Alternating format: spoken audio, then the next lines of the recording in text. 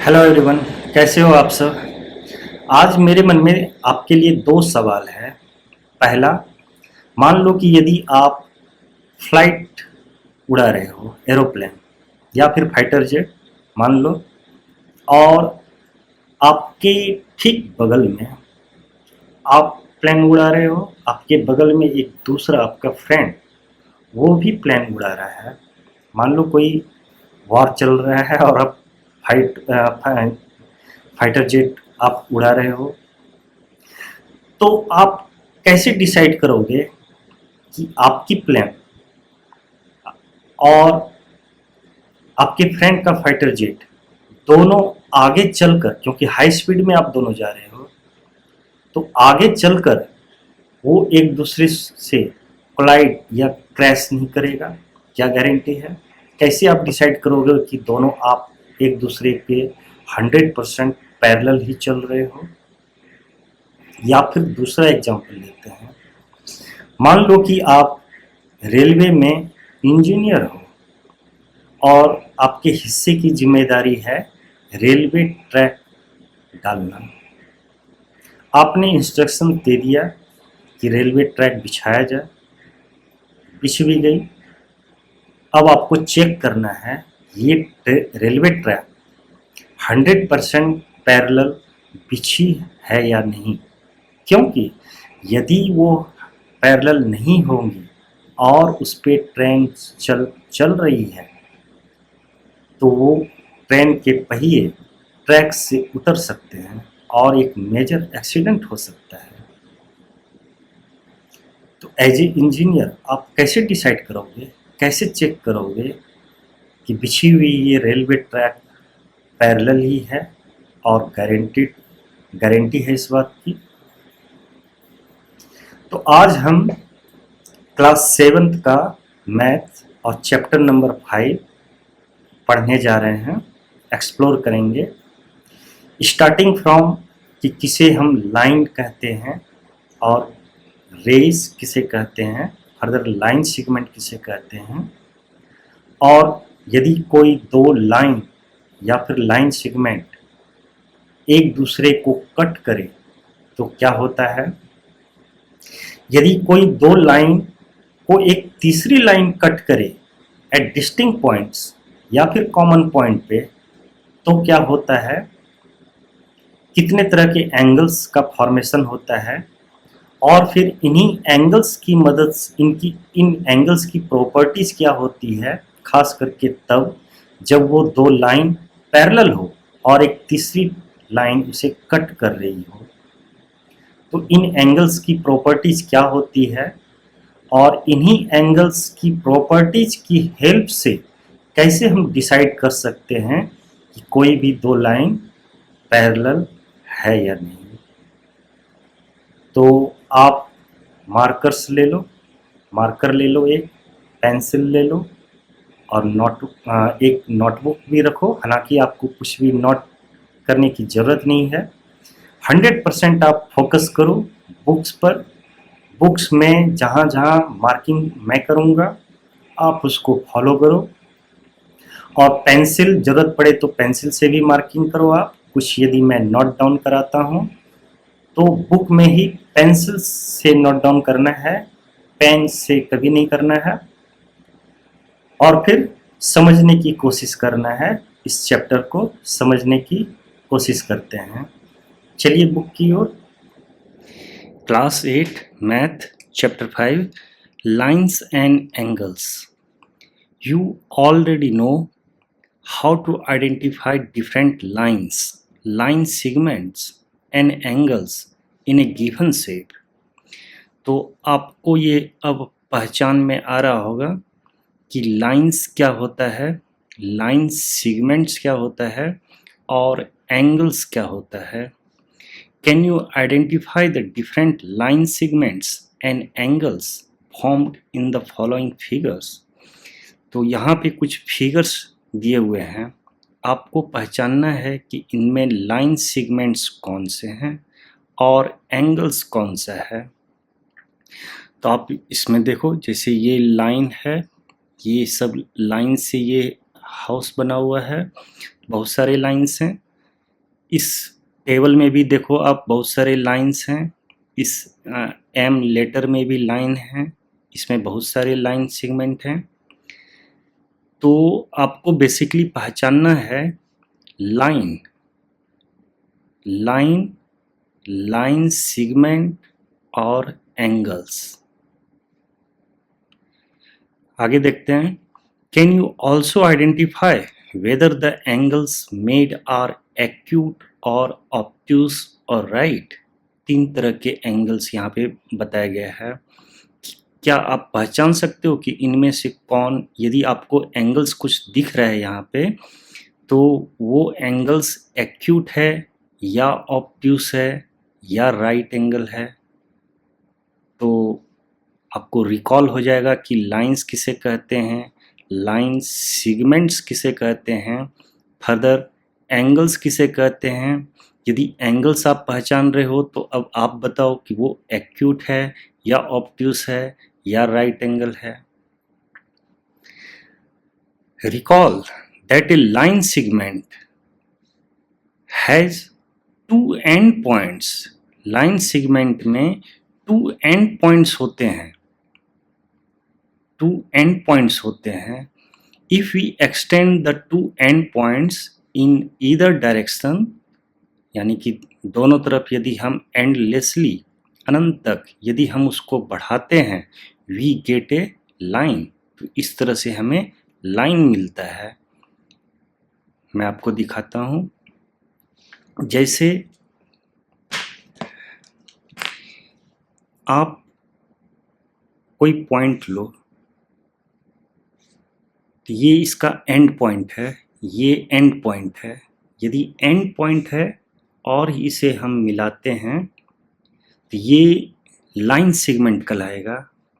अब यदि इस एंड पॉइंट को एंड नहीं रहने दें, इस डायरेक्शन में इन्फिनाइट तक यदि हम एक्सटेंड करें, इस अपोजिट साइड में भी इन्फिनाइट तक यदि एक्सटेंड करें, तो ये लाइन कहलाएगा और इसका ये टुकड़ा लाइन सेगमेंट कहलाएगा।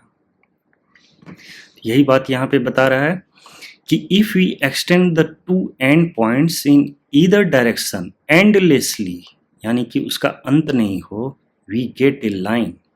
Thus we can say that a line has no end points। देखिए, तो इम्पॉर्टेंट है यहाँ पे कि एक लाइन का कोई एंड पॉइंट्स नहीं होता, और लाइन सेगमेंट का 2 एंड पॉइंट्स है। On the other hand, recall that a ray अब किसे कहते हैं? तो सिंपल है कि आप जैसे सन रेज आपने देखा होगा, तो सन रेज कहाँ से स्टार्ट होता है? सन रेज सर्टेनली सन से स्टार्ट होता है और कहाँ तक जाता है? ये इसका अंत नहीं है। तो दैट मीन्स ऐसा जिसका वन एंड फिक्स है और दूसरा एंड एंडलेस है, तो उसे हम रे बोलेंगे। ये लाइन सेगमेंट, ये पार्ट और ये पूरा लाइन। ओके, ए रे हैज वन एंड पॉइंट। तो रे के पास एक एंड पॉइंट होता है, नेमली इट्स स्टार्टिंग पॉइंट, जिसे हम स्टार्टिंग पॉइंट कह सकते हैं। For example look at figures given below. यहाँ पे देखिए स्पष्ट बता रहा है, ये जैसे P and Q both are end points, तो ये लाइन सेगमेंट है। यहाँ पे देखो, यहाँ पे ए और बी मार्क किया हुआ है, बट उसका एंड देखो एरो लगा हुआ है, दैट मीन्स ये इन्फिनाइट तक जाएगा, इस साइड भी इन्फिनाइट तक जाएगा, that means A B is not line segment, A B is a line. अब इस फिगर में देखो आप, ओ एंड पॉइंट है but P is not an end point. यहाँ पे एरो मार्क लगा हुआ है, दैट मीन्स ये इन्फिनाइट तक एंडलेस जाएगा। दैट मीन्स कि OP लाइन सेगमेंट नहीं है, लाइन नहीं है, OP रे है। Okay, here figure 5.21 shows a line segment, ये एक लाइन सेगमेंट है। 5.2 सेकेंड में ये लाइन है एंड 5.23 में ये इज दैट ऑफ ए रे, ये एक रे है। तो आपको याद आ गया होगा दोबारा कि लाइन किसे कहते हैं, लाइन सेगमेंट किसे कहते हैं और रे किसे कहते हैं। A line segment PQ is generally denoted by the symbol PQ और उसके ऊपर आप देखो एक लाइन लगा हुआ है। Okay, A line AB is denoted by, ये लाइन सेगमेंट को यदि हम डिनोट करेंगे तो इस तरह से लाइन सेगमेंट को, और यदि लाइन AB को डिनोट करना हो तो इसमें देखो आप दोनों तरफ एरो बना हुआ है। ओके, एंड द रे OP is denoted by OP, यहाँ पे कुछ मार्किंग अच्छे से नहीं आया प्रिंट, मैं आपको दिखा देता हूँ कि जैसे हम लाइन सेगमेंट बताएंगे तो हम लाइन सेगमेंट को दिखा सकते हैं AB इस तरह से, और यदि लाइन को दिखाना हो तो हम दिखाएंगे दोनों साइड में एरो, और रे को यदि दिखाना हो तो AB और एक साइड में arrow. Okay, give some examples of line segment and rays from your daily life and discuss them with your friends. क्या आप कुछ एग्जांपल्स लाइन सेगमेंट के या फिर रेज के अपनी डेली लाइफ में कुछ खोज सकते हो, पता कर सकते हो, ऑब्जर्व कर सकते हो? तो सिंपल है, रेज जैसे हम कोई भी, जैसे बल्ब से जितनी भी लाइट रेज निकल रही है या फिर सन से रेज निकल रही है, तो सन से निकल रही है दैट मीन्स वहाँ से स्टार्ट हो रहा है, कहाँ तक जा रहा है, इन्फिनिट तक जा रहा है। बल्ब से यदि लाइट निकल रही है तो कहाँ से निकल रहा है, बल्ब से, कहाँ तक जा रहा है, एंड पॉइंट नहीं है उसका। अब यदि कोई दूसरा आप ले लो, जैसे कि आपके घर में जैसे कि विंडो है या फिर डोर है, उसकी लेंथ को यदि हम मापें तो दोनों साइड एंड पॉइंट मिलता है, तो वो लाइन सेगमेंट है। इस तरह से आप कुछ ऑब्जर्व कीजिए। Again recall that an angle is formed when lines और लाइन सेगमेंट मीट। अब देखिए एंगल के बारे में बता रहा है कि एंगल किसे कहते हैं। पहले मैं इसको मार्क कर देता हूं, आप भी इसी तरह से मार्क कीजिए। इज फॉर्म्ड व्हेन लाइंस और लाइन सेगमेंट मीट। तो जब कोई दो लाइन या लाइन सेगमेंट आपस में मिल रहा है तो एक दूसरे पर कितनी डिग्री का झुकाव है, that is called angles. Observe the corners, corners को आप ऑब्जर्व करो, जहां भी आपको घर में कमरे में कॉर्नर्स दिखाई पड़ता है उसको ऑब्जर्व करो। These corners are formed when two lines और line segment intersect at a point. ये कब बनता है, जब दो लाइन या लाइन सेगमेंट एक दूसरे को इंटरसेक्ट करता है किसी एक पॉइंट पे। For example look at the figures given below. यहाँ पे आप कुछ देखिए, जैसे ये लाइन है, ये लाइन है, यहाँ पे इंटरसेक्ट कर रहा है, या फिर ये लाइन सेगमेंट है और ये लाइन सेगमेंट है, यहाँ पे इंटरसेक्ट कर रहा है, तो ये दोनों आपस में इस जगह पे ऐसे एंगल बना रहा है, यहाँ पे एंगल बना रहा है, यहाँ पे एंगल बना रहा है। दैट मीन्स कोई दो लाइन या लाइन सेगमेंट आपस में जब इंटरसेक्ट करेगा तो एक दूसरे पे कुछ एंगल्स बनाएगा। ओके, उसी तरह से यहाँ पर भी है। In figure 5.3 line segment AB and BC, AB and BC intersect at point B पर पॉइंट पे इंटरसेक्ट कर रहा है टू फॉर्म एंगल ABC। और कौन सा एंगल बना रहा है, एंगल को कैसे लिखते हैं, B जो सेंटर पे है और C। ओके, तो angle ABC and again line segment BC and AC intersect at C।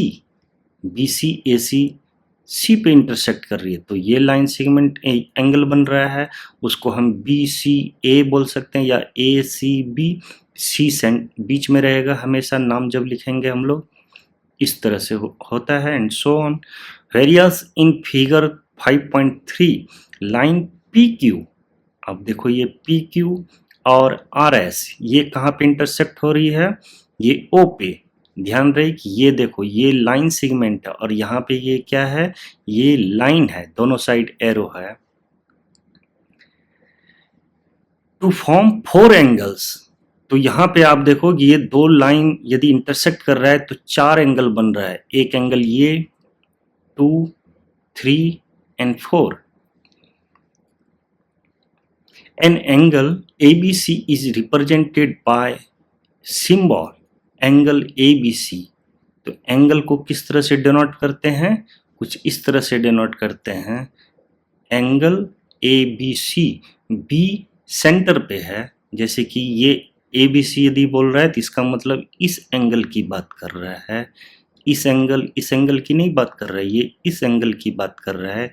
AB centre पे, C इसको हम चाहे तो इस तरह से भी बोल सकते हैं CBA, उस केस में भी B सेंटर पे आता है।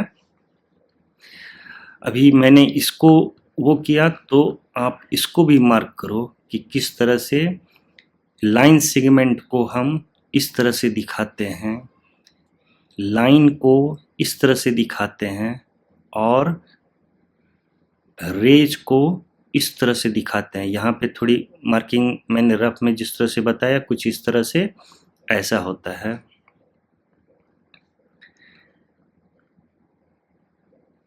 Okay, the 4 angle you have already studied how to classify the angles as acute, obtuse and right angle.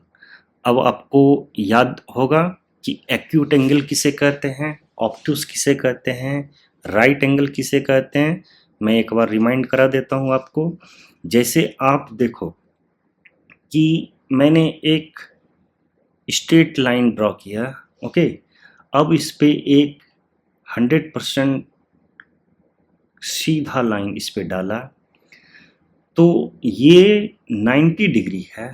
90 degree को कुछ इस तरह से नोटेशन देते हैं, तो ये 90 है, तो ये भी 90 होगा, क्योंकि स्ट्रेट लाइन पे हमेशा ये टोटल 180 डिग्री होता है। तो ये 90 है, तो ये 90 है।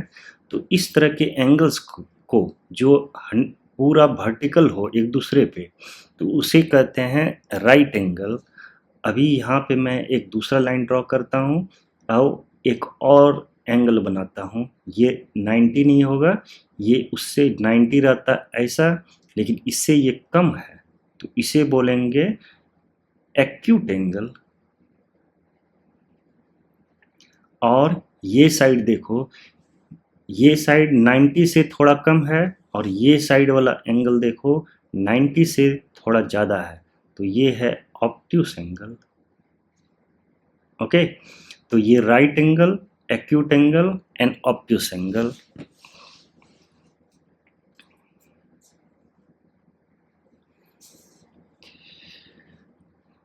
While referring to the measures of an angle ABC, we shall write measure of ABC। अब देखिए, मेजर यदि आपको एंगल का मेजर लिखना हो कि उसका मेजर क्या है किसी भी एंगल का, तो हम कुछ इस तरह से लिखते हैं, M फॉर मेजर। ओके, या फिर सिंपली आप इस तरह से भी लिख सकते हैं। ये दोनों ही तरीका है, इसके पहले M लिख देना, M फॉर मेजर, या फिर शॉर्टकट में आप डायरेक्ट इस तरह से भी लिख सकते हैं। The context will make it clear whether we are referring to an angle or its measure. तो इससे थोड़ा स्पष्ट हो जाता है, यदि हम मेजर की बात कर रहे हैं तो M डायरेक्ट हम यदि M लिखते हैं तो वो बेटर होता है कि हम उस एंगल का मेजर की बात कर रहे हैं कि कितना उसका मेजरमेंट है, डिग्रीज में नापते हैं। और यदि सिंपली हम एंगल की बात कर रहे हैं तो हम सिंपली इस तरह से भी डिनोट कर सकते हैं। Try this. List 10 figures around you and identify the acute, obtuse and right angles found in them. ठीक है. Related angles. अब यहाँ पे हमें दो चीज पढ़ने को मिलेगा, complementary angles और supplementary angles. ओके.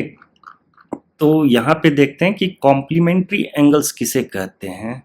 पहले तो मैं इसे मार्क कर देता हूँ कि complementary angles. Okay. When the sum of measures of two angle, कोई दो एंगल है उसका मेजर यदि 90 डिग्री हो, the angle is called complementary angles. मतलब यदि कोई दो एंगल दिया गया हो, जैसे आप यहाँ पे देखो कि ये 30 है, एक्यूट एंगल है. यहाँ पे देखो ये 60 है, ये भी एक्यूट एंगल है. ये दो एंगल दिया हुआ है, तो क्या ये दोनों को हम ऐड करें, सम करें तो वो 90 हो रहा है. 30 + 60 90 हो रहा है. तो हम एक दूसरे को, इसका ये और इसका ये, हम कॉम्प्लीमेंट्री एंगल्स कहेंगे. दैट मीन्स इसका कॉम्प्लीमेंट्री कौन है 60 और इसका कॉम्प्लीमेंट्री कौन है 30. क्यों? क्योंकि दोनों को यदि ऐड करते हैं तो 90 डिग्री आता है. उसी तरह से यहाँ पे आप देखो, ये है 35 डिग्री और ये है 65 डिग्री. क्या ये दोनों कॉम्प्लीमेंट्री हैं? दोनों को ऐड कीजिए तो ये आपको 90 से ज़्यादा हो जाता है, 100 हो जाता है. तो ये एक दूसरे का कॉम्प्लीमेंट्री नहीं है. Are this two angles complementary? No. Are this two angle complementary? Yes. क्यों? क्योंकि इनका ऐड सम 90 डिग्री हो रहा है. Whenever two angles are complementary, each angle is said to be complement of the other angle. जब भी दो angle complementary है तो एक दूसरे को कॉम्प्लीमेंट कहा जाता है. In the above diagram the 30 degree angle is complement of the 60 degree angle and vice versa. 30 का 60 है एंड 60 का 30 है. Think, discuss and write. Can two acute angles be complement to each other? क्या दो acute angle एक दूसरे का complement हो सकते हैं? दैट मीन्स 90 से ये दोनों एंगल छोटा है, तो क्या एक दूसरे का कंप्लीमेंट हो सकते हैं? हो सकते हैं. जिस तरह से यहाँ पे हमने देखा कि ये भी एक्यूट था, ये भी एक्यूट था और दोनों मिलके 90 हो रहा है, तो ये एक दूसरे का कॉम्प्लीमेंट हो सकते हैं. Can two obtuse angle means more than 90 degree, तो वो पहले से ही 90 से ज़्यादा है, पहला भी दूसरा भी, तो दोनों को यदि हम ऐड करेंगे तो वो 90 से तो काफ़ी अधिक होने वाला है, तो वो एक दूसरे का कॉम्प्लीमेंट कैसे होंगे? That means no. Can two right angles be complement to each other? क्या दो राइट एंगल्स कॉम्प्लीमेंट एक दूसरे का हो सकते हैं? राइट एंगल मीन्स 90 डिग्री, तो पहला 90 डिग्री है, दूसरा भी 90 डिग्री है, दोनों को ऐड करेंगे वो तो भाई 180 हो गया. 90 तो नहीं हुआ. कॉम्प्लीमेंट होने के लिए क्या होना चाहिए? उनका मेजर सम है जो 90 होना चाहिए, तो इस केस में भी वो कॉम्प्लीमेंट नहीं हो सकते. Try this. अब इनको आप सॉल्व करने की कोशिश कीजिए. Supplementary angles. Let us now look at the following pair of angles. ये था complementary. Okay.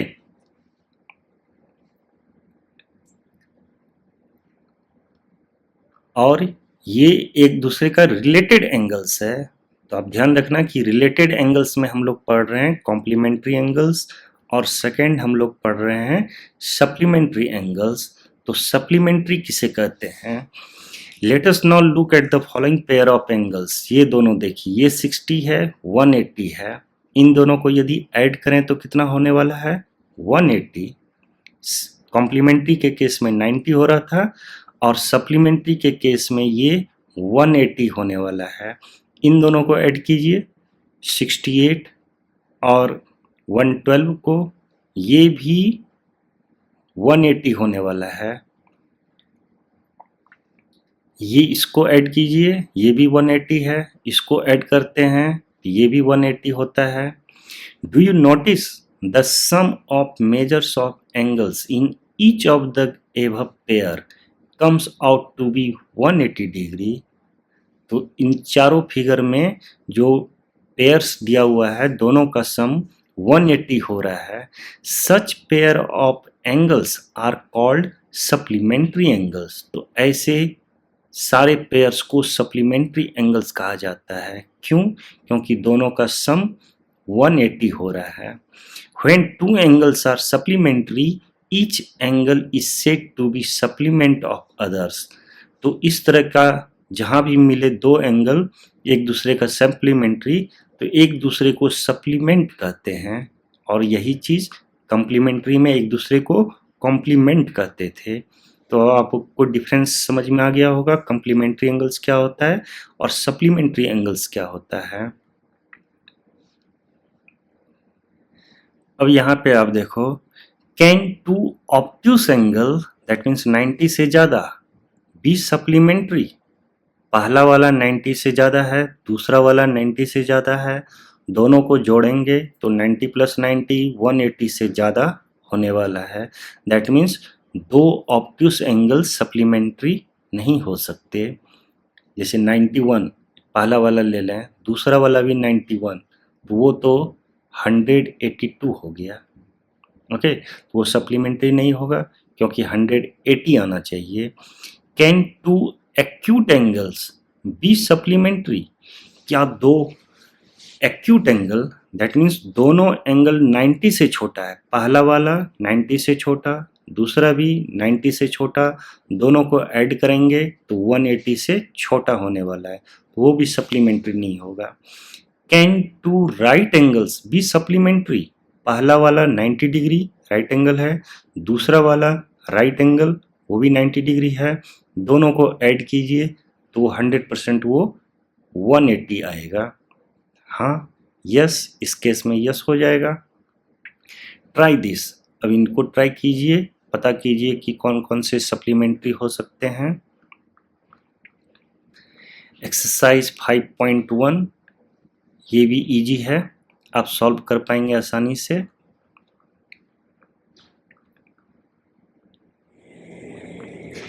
Pairs of lines, intersecting lines.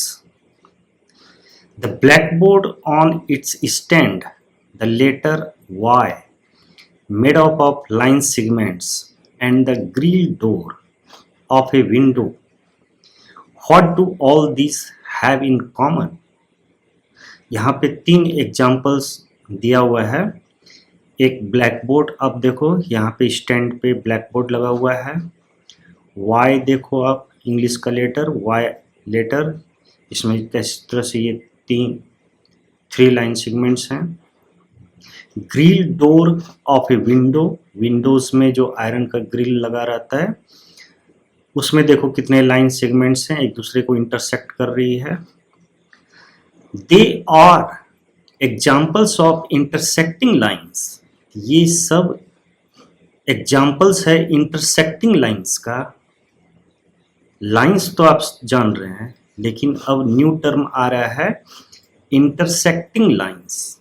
That means ऐसे लाइन्स जो एक दूसरे को कट कर रही है। यहाँ पे देखो, जैसे ये लाइन सेगमेंट है, यदि हम इसको आगे बढ़ाएं तो इस ओर जाएगा। इसको यदि हम करें, जैसे कि मैं आपको दिखाता हूं यहाँ पे, जैसे आप यहाँ पे y है, तो इस लाइन को यदि मैं एक्सटेंड करूं, इस लाइन को एक्सटेंड करूं, इस लाइन को एक्सटेंड करूं, तो ये इस पॉइंट पे एक्चुअली ये सारे लाइंस एक दूसरे को इंटरसेक्ट कर रही है। ब्लैक बोर्ड कुछ इस तरह से है लगा हुआ, दैट मीन्स ये लाइन और ये लाइन एक दूसरे को इंटरसेक्ट कर रही है। ग्रिल्स में यदि आप देख रहे हो तो बहुत सारे पैरेलल लाइंस हैं, फिर एक दूसरे को इंटरसेक्ट कर रही है। तो they are example of intersecting lines. 2 lines L and M intersect if they have a point in common. तो इंटरसेक्ट जब बोल रहा है कि इंटरसेक्ट, तो इंटरसेक्ट का एक्चुअल अर्थ क्या हुआ? इंटरसेक्ट का एक्चुअल अर्थ हुआ कि लाइंस पॉइंट से बने होते हैं और दो लाइन का यदि एक कोई कॉमन पॉइंट है, पॉइंट इन कॉमन, ध्यान दीजिए यहाँ पे, point in common, point in common, point in common यदि है उनके पास, दोनों के बीच में कोई एक ऐसा पॉइंट है, तो हम कह सकते हैं कि वो दोनों एक दूसरे को इंटरसेक्ट कर रही है।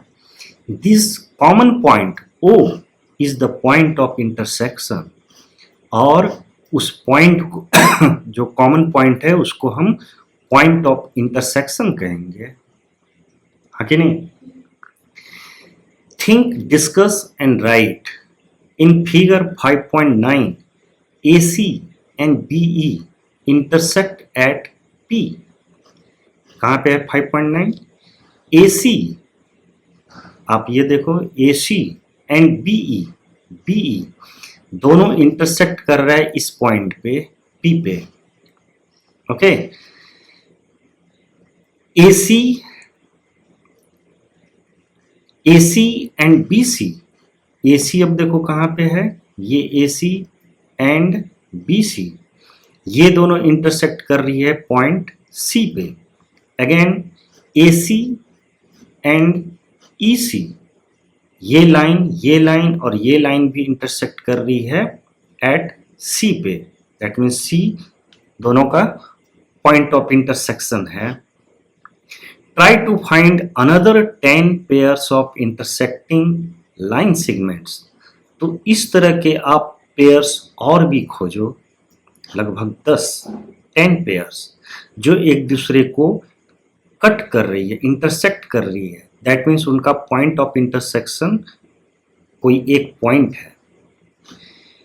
शुड एनी टू लाइन्स और लाइन सेगमेंट्स नेसेसरली इंटरसेक्ट? क्या जरूरी है कि कोई भी दो लाइन या लाइन सेगमेंट एक दूसरे को इंटरसेक्ट करेगी ही, करना ही चाहिए? क्या ये जरूरी है क्या? Can you find two pairs of non-intersecting line segments in the figure? क्या आप इसमें कोई दो पेयर पता कर सकते हो जो एक दूसरे को इंटरसेक्ट नहीं कर रही है? तो सिंपल, यदि कोई दो लाइन पैरेलल होगा तो फिर इसका मतलब वो दोनों एक दूसरे को इंटरसेक्ट नहीं कर रही है, और यदि पैरेलल नहीं है तो कहीं ना कहीं वो इंटरसेक्ट एक दूसरे को करेगी। जैसे मैं एग्जांपल यहाँ पे बताता हूँ आपको। जैसे कि आप देखो,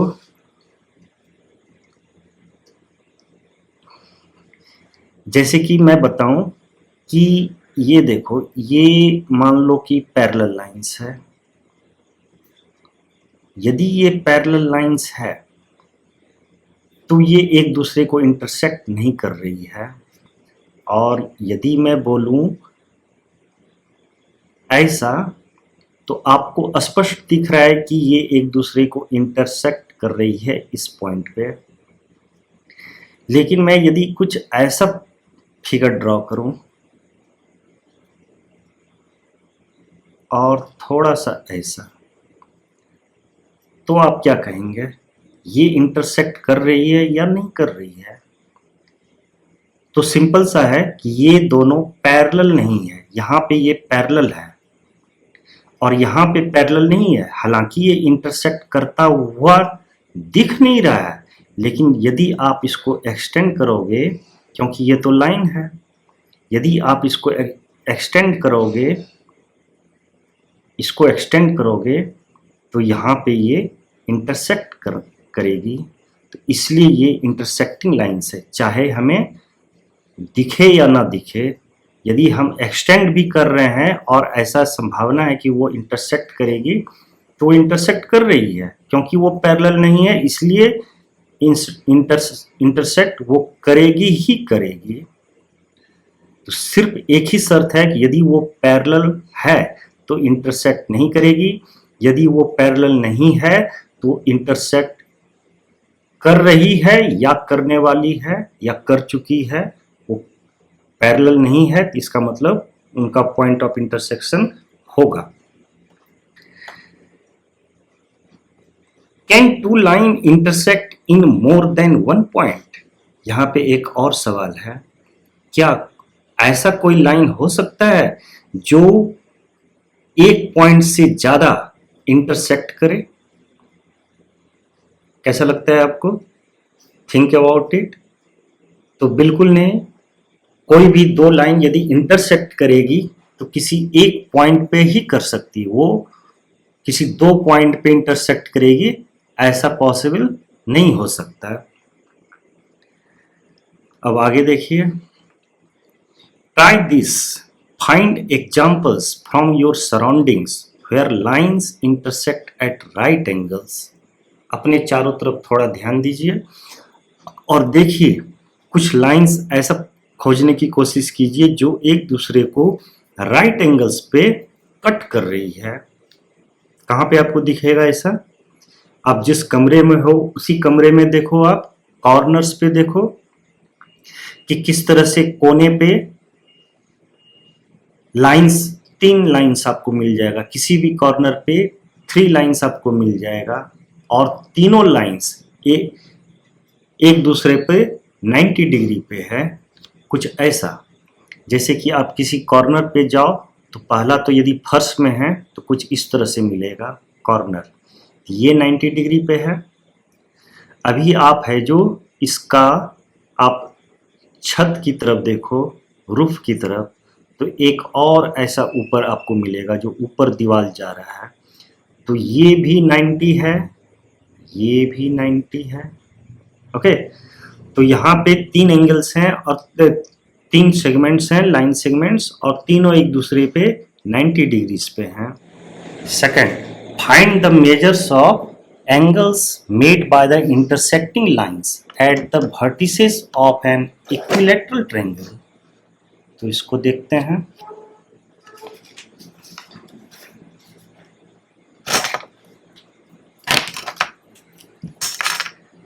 तो इक्विलैटरल ट्रायंगल, तो मैं एक इक्विलैटरल ट्रायंगल ड्रॉ करता हूं। इक्विलैटरल ट्रायंगल इसका मतलब तीनों साइड इक्वल्स होनी चाहिए। ओके, तो अभी बोल रहा है कि intersecting lines at the vertices. Vertices इसका किधर होता है? ये सिंपल, ये वर्टिसेस है, ये वर्टिसेस है, ये वर्टिसेस है। क्या यहाँ पे लाइंस इंटरसेक्ट एक दूसरे को कर रही है? बिल्कुल कर रही है। यदि हम इसको एक्सटेंड करें तो स्पष्ट दिखाई पड़ेगा, इस पॉइंट पे ही इंटरसेक्ट हो रहा है। उसी तरह से यहाँ पे भी इंटरसेक्ट हो रहा है, इन द सेम वे तीनों जगह पे इंटरसेक्ट हो रहा है। तो वर्टिसेस पे एंगल्स एक दूसरे को जब इंटरसेक्ट कर रही है तो क्या एंगल्स बन रहा है? यदि इस दोनों लाइन को हम कंसीडर करें तो यहाँ पे देखोगे ये लाइन एंगल बन रहा है और ये बन रहा है। आप ये साइड भी देखोगे कि ये बन रहा है। उसी तरह से यहाँ पे भी सारे वर्टिसेस पे बनेगा। तो फाइंड द मेजर, आप उसका है जो मेजर पता करो कि ये कितना होगा एंगल। तो हम जान रहे हैं कि ये इक्विलैटरल ट्रायंगल है, तो इसके एंगल्स भी तीनों बराबर होते हैं और तीनों एंगल्स का सम 180 होगा। दैट मीन्स ये कितना होगा? ये 60 डिग्री होगा। अभी ये 60 डिग्री है तो आप जानते होंगे कि vertical opposite angles, that means ये एंगल बराबर होता है, या प्लस ये एंगल वर्टिकल अपोजिट एंगल्स है, तो ये आपस में बराबर होता है। अभी ये 60 है तो ये भी 60 होगा।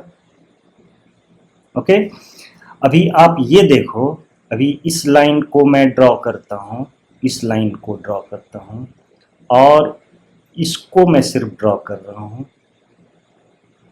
कुछ इस तरह से। तो ये देखो, ये लाइन है और लाइन पे एक एंगल ये है और दूसरा एंगल ये है। तो ये दोनों लीनियर पेयर ऑफ एंगल्स कहलाएंगे। अभी ये 60 है तो linear pair of angles that means दोनों का सम 180 होना चाहिए। ये 60 है तो ये कितना हो जाएगा, 180 माइनस 60 120। ओके, तो दैट मीन्स ये 120 है और ये दोनों आपस में वर्टिकल अपोजिट हुए तो ये 120 होगा। तो इस तरह से आप पता कर सकते हो, ये 60 ये 60 ये 120 ये 120 इन द सेम वे सब सारे वर्टिसेस पे होगा। Draw any rectangle and find the measures of angles eight 4 vertices made by the intersecting lines. आप रेक्टेंगल एक बनाओ, मान लो कि मैं एक रेक्टेंगल बनाता हूं। रेक्टेंगल किसे कहते हैं, तो रेक्टेंगल एक ऐसा पैरेललोग्राम है, ये लाइन एक दूसरे का पैरेलल होगा और इक्वल भी होगा। ये लाइन एक दूसरे के पैरेलल होंगे और इक्वल भी होंगे, प्लस ये 90 डिग्री का होगा। ये सारे एंगल्स 90 डिग्री के होंगे तो उसे ही रेक्टेंगल कहा जाता है। तो आप यहाँ पे पता करो कि ये वर्टिसेस कितना बना रहा है, कितना एंगल्स का। तो ये 4 एंगल है, ये जब 90 है तो ये भी 90 होगा, वर्टिकल अपोजिट एंगल। अभी फिर इसमें अब हम इस लीनियर पेयर को देखेंगे, ये 90 है तो ये भी 90 होगा, दैट मीन्स ये चारों 90 होंगे। उसी तरह से ये रेस्ट ऑफ द वर्टिसेस में भी सेम कंडीशन होगा, सारे एंगल्स 90 डिग्री के होंगे। If two line intersect do they always intersect at right angles. क्या कोई दो लाइन यदि इंटरसेक्ट करती है तो क्या हमेशा वो राइट एंगल्स पे ही करती है, कोई जरूरी नहीं है। ऊपर के सारे एग्जांपल्स में हमने देखा कि किसी में वो 90 डिग्री पे इंटरसेक्ट कर रही है, यहाँ पे देखो 90 डिग्री में इंटरसेक्ट कर रही है, यहाँ पे 60 पे इंटरसेक्ट कर रही है, तो वो किसी एंगल में भी इंटरसेक्ट कर सकती है वो। अब transversal, you might have seen a road crossing 2 or more roads or a railway line crossing several other lines. This gives an idea of a transversal. और यहीं से हमें ट्रांसवर्सल का आइडिया मिलता है। कहने का मतलब कि कोई दो लाइन है, जैसे मैं आपको दिखाता हूँ, कोई भी दो लाइन है, कोई जरूरी नहीं कि वो पैरेलल, कोई भी दो लाइन है और उसको एक तीसरा लाइन इंटरसेक्ट कर रही है। पहली लाइन को यहाँ पे इंटरसेक्ट किया, दूसरी लाइन को यहाँ पे इंटरसेक्ट किया। ओके, तो ये ट्रांसवर्सल कहलाएगा। ए लाइन दैट इंटरसेक्ट 2 और मोर लाइन्स, क्या बोल रहा है यहाँ पे, ध्यान से देखिए। ए लाइन, ऐसे लाइन को जो intersect 2 or more lines at distinct points is called a transversal. मैं ट्रांसवर्सल को पहले हाईलाइट करता हूं, फिर से समझिए। यहां पे देखिए,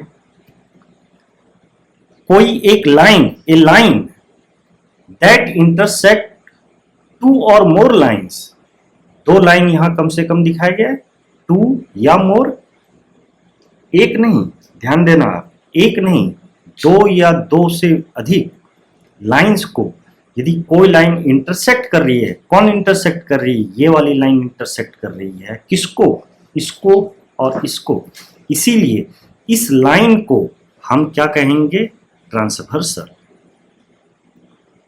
ओके, इन द फिगर 5.11, इस 5.11 में आप देखो, P is a transversal to the lines L and M. L और M दो लाइन है और इस दोनों लाइन को P इंटरसेक्ट कर रही है। L को इस पॉइंट पे इंटरसेक्ट कर रही है, M को इस लाइन पे इंटरसेक्ट कर रही है। तो कौन कहलाएगा ट्रांसवर्सल, L कहलाएगा नहीं, M कहलाएगा नहीं, ये P कहलाएगा, क्योंकि P दोनों को इंटरसेक्ट कर रही है। Okay, 5.12 the line P is not a transversal. यहाँ पे देखो, यहाँ पे भी 3 लाइन है, जिस तरह से यहाँ पे 3 लाइन है, यहाँ पे भी 3 लाइन है, L है, M है, P है, लेकिन यहाँ पे P is not a transversal. इस केस में P ट्रांसवर्सल नहीं है, ऑल्दो इट कट्स 2 लाइन्स, जबकि ये L को इस पॉइंट पे काट रही है, M को भी इस पॉइंट पे काट रही है, लेकिन फिर भी ये P ट्रांसवर्सल नहीं है। कैन यू से व्हाई? क्या आप बता सकती हो क्यों नहीं है? तो फिर से आप दोबारा इसको यहाँ पे देखिए, ए लाइन दैट इंटरसेक्ट 2 और more lines at distinct points, ये इंपॉर्टेंट है, 2 डिस्टिंक्ट पॉइंट्स, दोनों लाइन का अपना अपना डिस्टिंक्ट पॉइंट्स है। L को किसी और पॉइंट पे कट कर रही है, M को किसी और पॉइंट पे इंटरसेक्ट कर रही है, इसलिए टू एट डिस्टिंक्ट पॉइंट्स, अलग अलग पॉइंट्स पे जब वो इंटरसेक्ट कर रही है, उस स्थिति में हम P को ट्रांसवर्सल कर रहे हैं। लेकिन यहाँ पे P L को जिस पॉइंट पे इंटरसेक्ट कर रही है, M को भी उसी पॉइंट पे इंटरसेक्ट कर रही है, कोई डिस्टिंक्ट पॉइंट्स नहीं बना। ओके, तो इस केस में हम P को ट्रांसवर्सल नहीं कहेंगे, इस केस में P ट्रांसवर्सल है। Got it? Angles made by a transversal. अब जब आपको ट्रांसवर्सल समझ में आ रहा है तो देखते हैं कि वो एंगल्स किस तरह के एंगल्स बनाता है, और उसके फिर फर्दर और भी देखेंगे क्या प्रॉपर्टीज है। इन फिगर 5.13, इस 5.13 में you see line L and M, 2 line है L and M, cut by transversal P, और यहाँ पे P ट्रांसवर्सल है। द 8 एंगल्स मार्क्ड 1 to 8, तो इस तरह से 8 एंगल्स बन रहा है। L के साथ जब P L को कट कर रही है तो 1 2 3 4 ये 4 एंगल्स बना, और जब M को कट कर रही है तो 5 6 7 8 ये बना। हैव देयर स्पेशल नेम्स, और इन 8 एंगल्स का कुछ स्पेशल नेम्स है, देखते हैं। इंटीरियर एंगल्स, अब आप ध्यान से इन सारे नाम्स को देखो, क्योंकि ये कंफ्यूजन नहीं रहना चाहिए किसे इंटीरियर कहते हैं किसे एक्सटीरियर कहते हैं।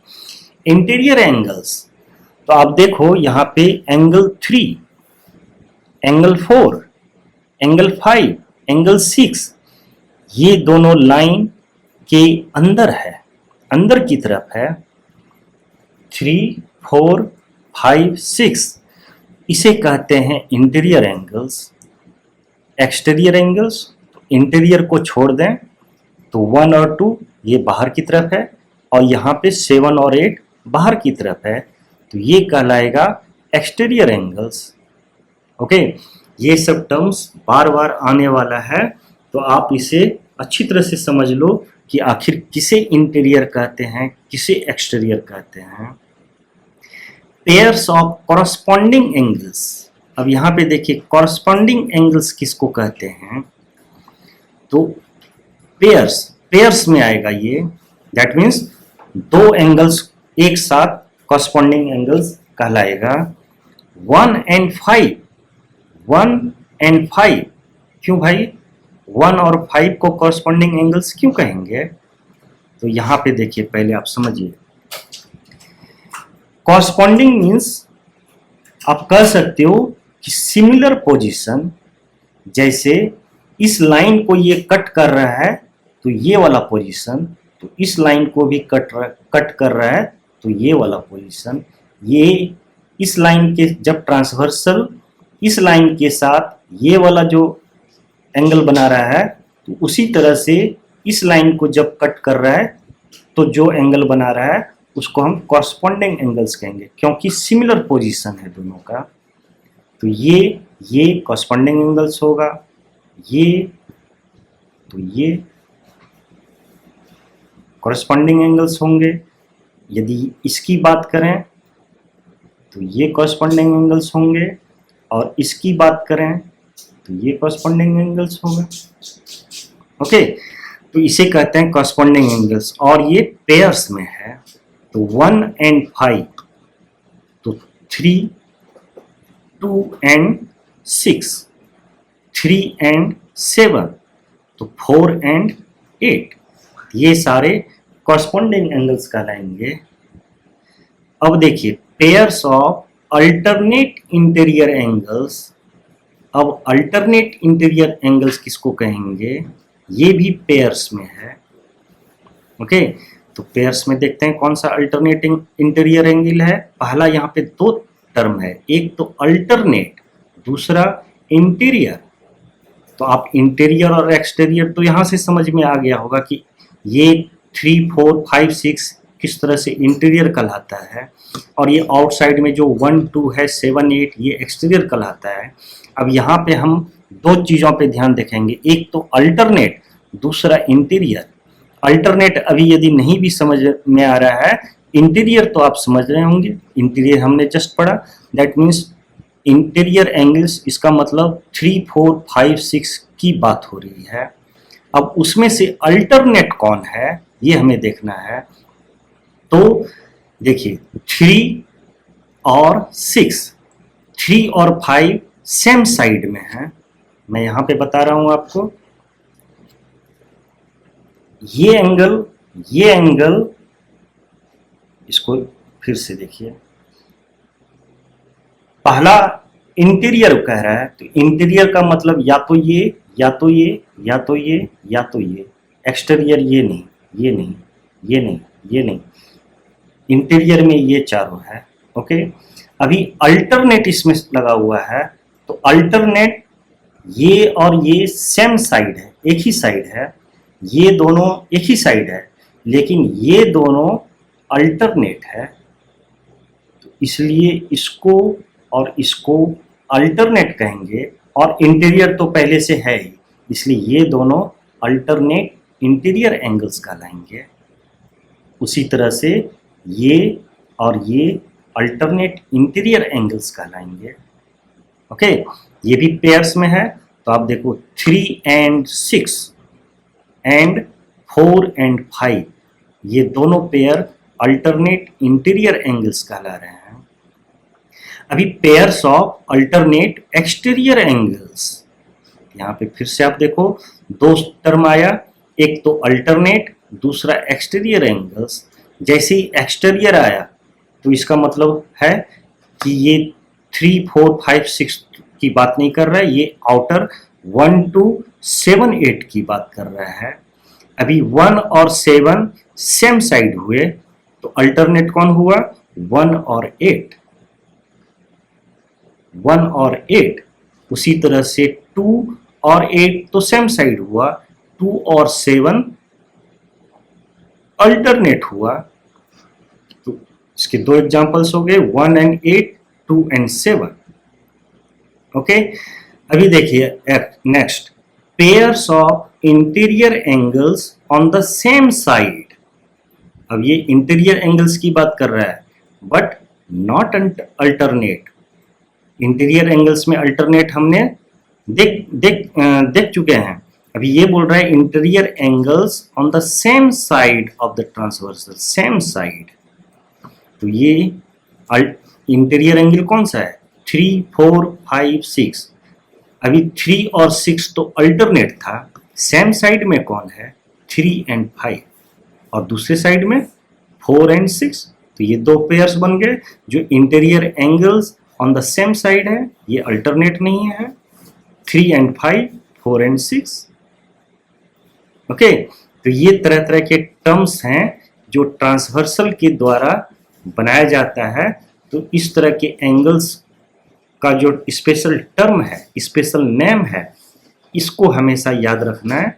ऐसा इसलिए क्योंकि अब जो क्वेश्चंस आएगा तो वहाँ पे आपको फिर से नहीं बताया जाएगा किसे इंटीरियर कहते हैं, किसे एक्सटीरियर कहते हैं, किसे कॉरस्पॉन्डिंग एंगल्स कहते हैं, किसे अल्टरनेट इंटीरियर कहेंगे, कब हम अल्टरनेट एक्सटीरियर कहेंगे, ये बताया नहीं जाएगा। ये अब बता दिया गया है, इसका एक नाम दे दिया गया है, अब आप इस नाम को अच्छी तरह से समझकर जब जब इसकी जरूरत पड़ेगी यूज करेंगे. Okay, try this. Suppose 2 lines are given. How many transversal can you draw for these lines? कोई भी 2 लाइन दिया हुआ है, कितने ट्रांसवर्सल हो सकते हैं? ये जैसे 2 लाइन एल एम दिया हुआ है, इसको P यदि कट कर रही है तो P एक ट्रांसवर्सल है. मान लो एक और कोई लाइन यहाँ पे डाल दूं, वो भी यदि दोनों को कट कर रही है तो वो भी ट्रांसवर्सल होगा. इस तरह की जितनी मर्जी है उतने हम लाइन लगा सकते हैं, ट्रांसवर्सल लगा सकते हैं. If a line is a transversal to 3 lines, यदि 3 लाइन का वो ट्रांसवर्सल है, how many points of intersection are there? तो कितने पॉइंट ऑफ इंटरसेक्शन मिलेंगे आप बताओ.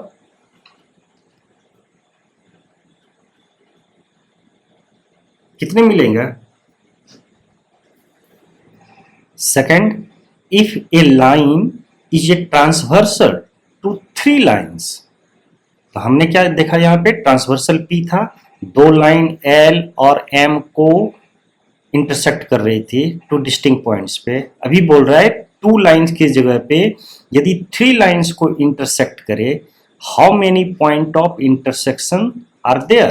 तो कितने पॉइंट ऑफ इंटरसेक्शन बनेंगे? कितने बनेंगे? तो यहां पे देखिए आप, यदि मैं 3 लाइन्स से ड्रॉ किया और एक ए ट्रांसवर्सल है तो इजी है. ये पॉइंट ऑफ इंटरसेक्शन है, ये पॉइंट ऑफ इंटरसेक्शन है, तो तीसरा लाइन को जब करेगा कट तो यहां पे भी पॉइंट ऑफ इंटरसेक्शन आएगा. Try to identify a few transversal in your surroundings. तो इस तरह के कुछ एग्जाम्पल्स आप अपने सराउंडिंग्स में खोजने की कोशिश करो. देखो कहीं पे कुछ 2 लाइन या फिर 3 लाइन या फिर 4 लाइन, कुछ इस तरह से लाइंस, और उसको कोई एक लाइन इंटरसेक्ट कर रही हो अलग अलग डिस्टिंक्ट पॉइंट्स में, तो वो ट्रांसवर्सल होगा. कॉमन पॉइंट्स नहीं होना चाहिए, अलग अलग डिस्टिंक्ट पॉइंट्स पे इंटरसेक्ट होना चाहिए. corresponding angles like 1 and 5, 5.14, 5.14 में देखिए आप, ये है 5.14. corresponding angles अभी जस्ट हमने बताया कि एक जैसे पोजीशंस में को corresponding angles कहते हैं. तो यहाँ पे देखिए corresponding angles like 1 and 5 in figure 5.14 include 1 and 5, ये है. तो 1 और 5 में क्या है?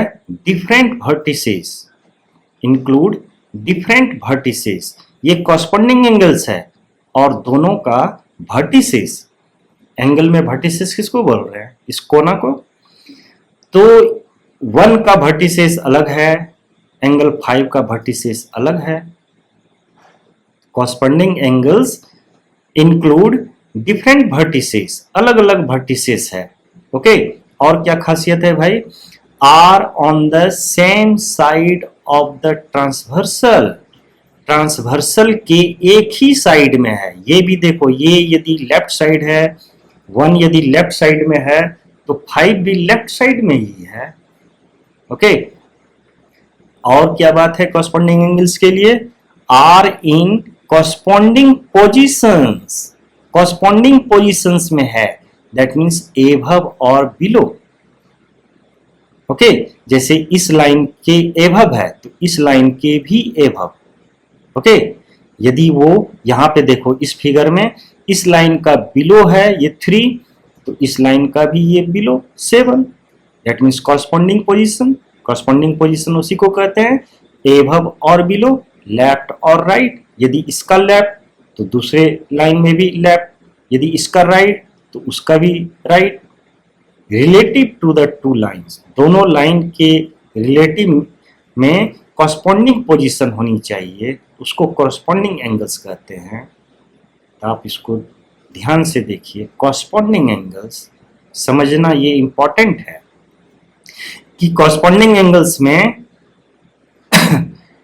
ये है जो include different vertices, vertices common नहीं होगा, अलग अलग वर्टिसेस होगा, are on the same side of the transversal, transversal के एक ही साइड्स में होंगे, plus third are in corresponding position, corresponding position when we say corresponding position that means above or below or left or right relative to the two lines, दोनों lines का corresponding position होगा। यदि पहली line के above है तो दूसरी line में भी एभव पोजीशन, यदि पहली लाइन का बिलो पोजीशन है तो दूसरी लाइन में भी बिलो पोजीशन, या फिर पहली में लेफ्ट या राइट तो दूसरी में भी लेफ्ट और राइट। ओके, अब देखिए यहाँ पे अल्टरनेट इंटीरियर एंगल्स, ये भी हमने पहले समझाया हमने इंटीरियर एंगल्स, यहाँ पे दो टर्म है, अल्टरनेट और इंटीरियर एंगल्स। अल्टरनेट है एक शब्द और दूसरा है इंटीरियर एंगल्स। तो इंटीरियर हमने आपको पहले यहाँ पे बताया कि ये 3, 4, 5, 6 इंटीरियर है, अंदर की तरफ है, जबकि ये 1, 2 एक्सटीरियर में है, 7, 8 एक्सटीरियर में है। तो हम इंटीरियर की बात कर रहे हैं, 3, 4, 5, 6 की बात कर रहे हैं। ओके, अभी 3, 4, 5, 6 में यदि ट्रांसवर्सल लाइन ये है, P है, तो इसके एक 3 और 5 एक ही साइड में है, और उसी तरह से 4 और 6 दूसरे साइड पे है। तो ये सेम साइड में यदि पूछा जाए इंटीरियर एंगल्स में तो 3 और 5 होगा, या फिर दूसरा पेयर 4 और 6 होगा। लेकिन इसी में इंटीरियर एंगल्स में ही अल्टरनेट पूछा जाए तो इसका 3 और दूसरे साइड का 6, ये अल्टरनेट है। इंटीरियर एंगल्स में ये अल्टरनेट है। 3 और 6 इंटीरियर है और अल्टरनेट है। 4 और 5 ये इंटीरियर है और अल्टरनेट पोजीशन पे है। देखिए यहाँ पे यही बताएगा, अल्टरनेट इंटीरियर एंगल्स 3 और 6, 4 और 5 हैव डिफरेंट वर्टिसेस। तो इसके भी वर्टिसेस अलग अलग हैं, यस और no? Yes. Are on the opposite sides of the transversal, और ये ट्रांसवर्सल के अपोजिट साइड्स में, सेम साइड में नहीं है। 3 और 6 ट्रांसवर्सल यदि ये है तो इसके अपोजिट साइड्स में है, are on the opposite sides of transversal and lie between the two lines.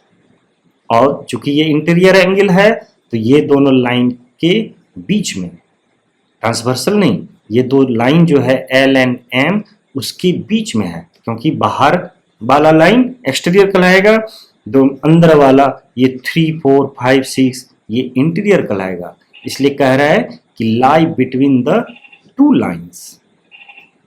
समझ में आ गया होगा? Corresponding angles, alternate interior angles. आगे देखते हैं, try this, name the pairs of angles in each figure.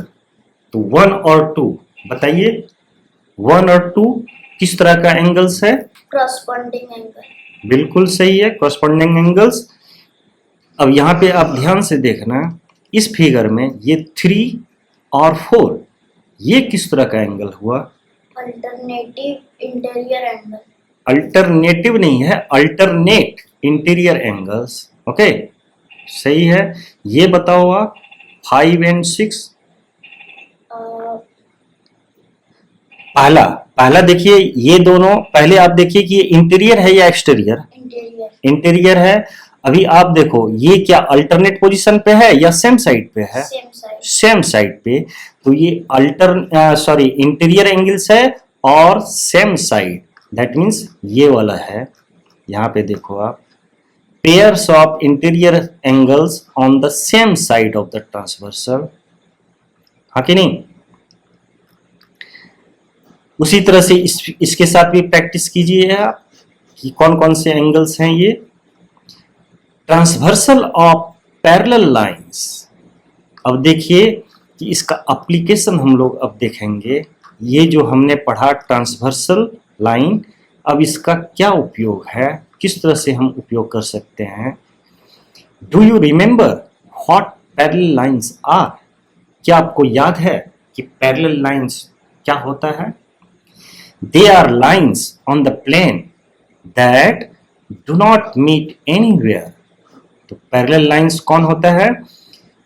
Parallel lines are lines, they are lines on a plane that do not meet, यानी कि एक दूसरे को इंटरसेक्ट कहीं नहीं करते हैं, और वही पैरेलल लाइंस है। इसका उल्टा भी हम लोग समझ सकते हैं, यदि कोई पैरेलल लाइंस नहीं है तो इसका मतलब वो एक दूसरे को कहीं ना कहीं इंटरसेक्ट कर रही है, और यदि वो इंटरसेक्ट नहीं कर रही है इसका मतलब वो पैरेलल लाइन है, हाँ कि नहीं? Can you identify parallel lines in the following figures? क्या इसमें आप कुछ पैरेलल लाइंस खोज सकते हो? ये देखो, ये जैसे यदि लैडर है, सीढ़ी है, तो इसका एक वन साइड ये पैरेलल होगा। ओके, अपोजिट साइड में भी देखो, जो उसके सपोर्ट के लिए जो है वो पैरेलल में है। आप यहाँ पे भी देखो, बहुत सारे पैरेलल लाइंस हैं, ये सब पैरेलल लाइंस है। ओके, इन्वेलप में देखो, ये रेक्टेंगुलर है तो ये पैरेलल लाइंस है, अपोजिट साइड्स जो भी है। Transversal of parallel lines give rise to quite interesting result. अब पैरेलल लाइंस में जो ट्रांसवर्सल आएगा उसको थोड़ा सा हम लोग स्टडी करेंगे, उसका रिजल्ट है जो थोड़ा इंटरेस्टिंग है।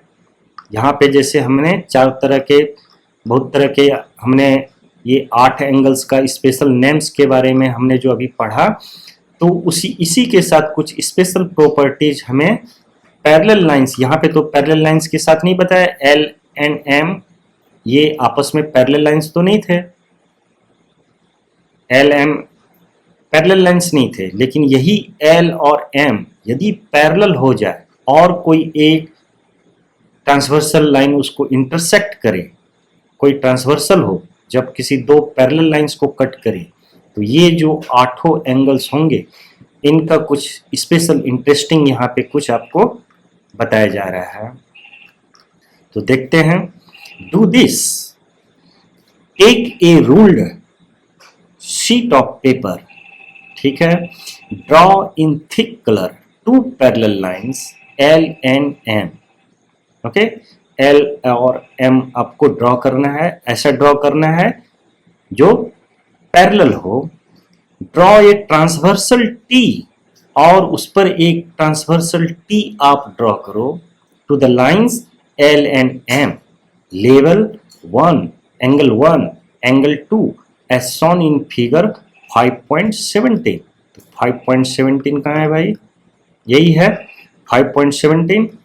तो 5.17 फर्स्ट ये है। ओके, एल आपको इस तरह से ड्रॉ करना है, एम ड्रॉ करना है पैरेलल लाइंस, और फिर टी उसका एक ट्रांसवर्सल ऐसे ड्रॉ करना है। ठीक, place a tracing paper over the figure drawn, जो आपने फिगर बनाया उसके ऊपर एक ट्रेसिंग पेपर रखो। Trace the line L M and T, और तीनों लाइन को आप ट्रेस कर लो। Slide the tracing paper along T until L coincide with M. अब आपको क्या करना है, ट्रेसिंग पेपर को थोड़ा सा स्लाइड करना है अलोंग टी की तरफ, until L coincide with M. ऐसा करना है कि ये जो एल है एम पर आ जाए, एल लाइन एम पे आ जाए, एम के पोजीशन पे। ओके, स्लाइड करना है, आप थोड़ा सा नीचे करेंगे तो आ जाएगा, स्लाइड हो जाएगा।